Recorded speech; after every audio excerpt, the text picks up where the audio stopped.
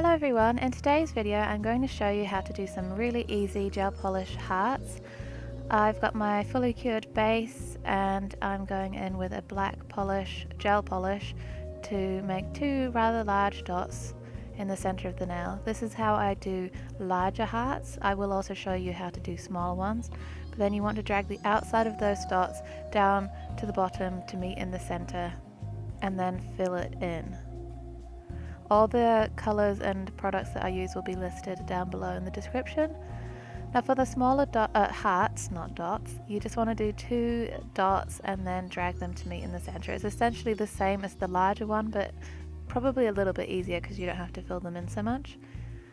I like to have my dots a little bit separated and then drag them together to meet rather than have them on top of each other and then they flood and you can't see the definition of the top of the heart. Now I don't know if you can see, but my large heart is starting to bleed a little bit. Bleeding heart, that sounds funny. Anyway, it's starting to bleed a little bit, so I would recommend if you're doing multiple hearts on your nail to flash cure it for like 10 seconds or so, just so that it doesn't bleed.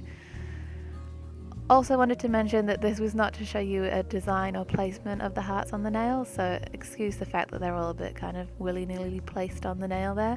It's literally just to show you the technique of how I do hearts. At the end of the video there are a few pictures of manicures I've done using hearts, just to show you some different ways you could use them, although really the possibilities are endless. So you just want to continue doing your two dots and then dragging them down to the bottom center. And don't worry if they're not perfect, because I will show you how to fix them in the next couple of steps. Once you're happy with your hearts at this level, go ahead and do a full cure on them. Now my black wasn't completely opaque, so I'm going back in and doing a second coat just in areas that need it. You'll find that the smaller hearts don't necessarily need a second coat, but I think larger ones definitely show up any patchiness more, and it's obviously going to depend on how opaque your polish is as well. Once you've done that, again, cure that for 30 seconds or whatever your light suggests. And now I am going in with the base colour and perfecting the bottom points of the hearts to make them nice and sharp and crisp.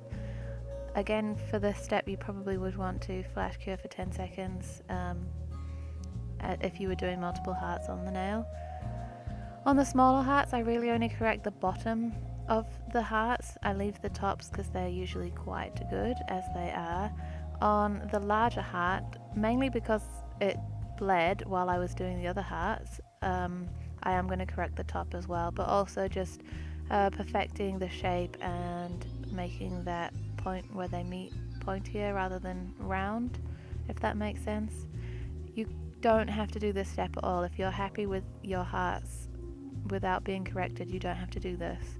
Also, you don't have to do this step, which is going in again and correcting the corrections where I kind of went over a little bit. This is just me being perfectionist and I want to make it as perfect as possible, so I go back between the base color and the black multiple times. Here I am again correcting with the base color, mainly because the heart color is black, so to cover that needs a couple of coats. Then once you're happy with all the corrections that you've done, just go ahead and apply your top coat, and that's finished hearts. There are so many things you could do with this design. Here I've got a heart over some stripes. There's not so much correction you can do with that because of the stripes there, so you just have to leave them as they are. Here's some tiny little hearts, a medium-sized heart similar to the first design but off to the side, and another large heart. Anyway, I hope you enjoyed this video and I'll see you in my next one. The process of dipping my brush into isopropyl alcohol and just kind of blending it away. Like I said, you don't have to do this step. If you were happy with your marble in the first step, you could completely stop there.